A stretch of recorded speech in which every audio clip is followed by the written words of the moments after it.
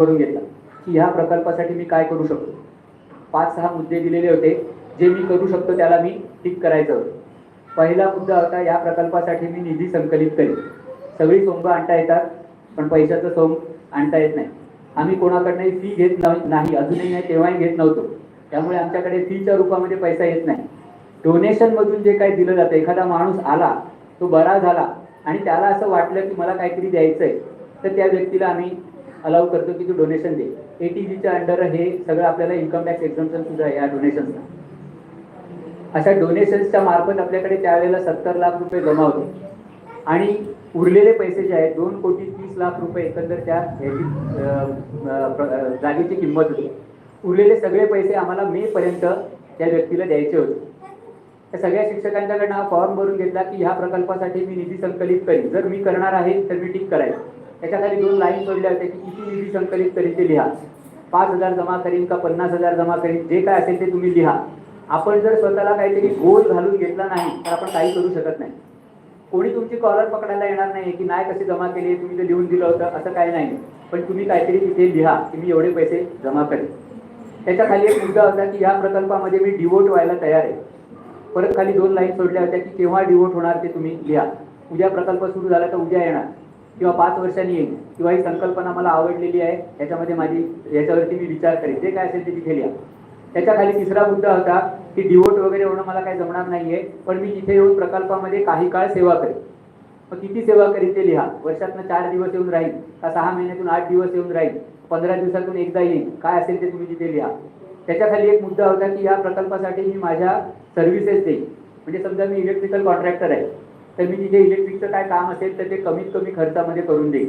किंवा माझं हार्डवेअरचं दुकान आहे तर मी काही फायदा न घेताना जे काय माल लागेल तो मी संस्थेला त्या ठिकाणी देईन. मी काय करू शकतो, असा एक मुद्दा त्या ठिकाणी होता. असे सगळे मुद्दे लिहून 750 शिक्षकांच्याकडनं आम्ही फॉर्म भरून घेतले.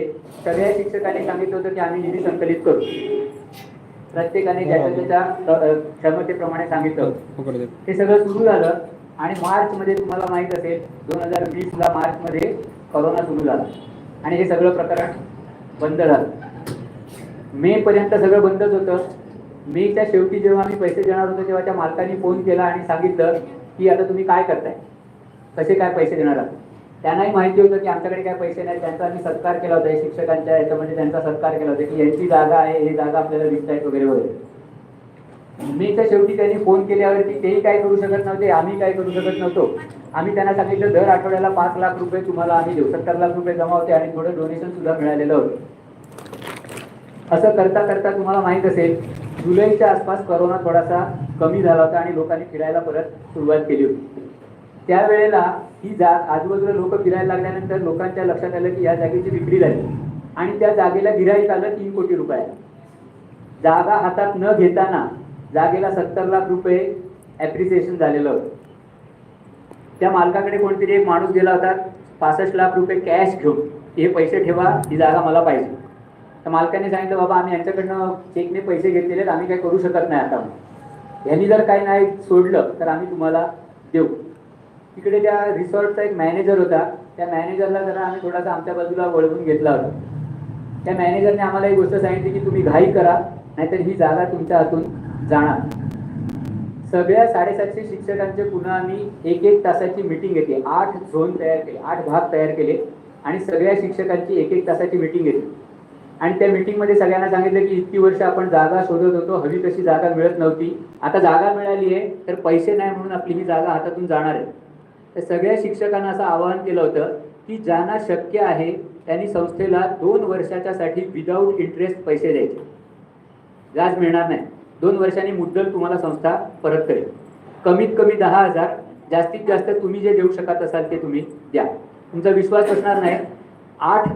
8 झोनच्या 8 सभा घ्यायला 8 तास गेले.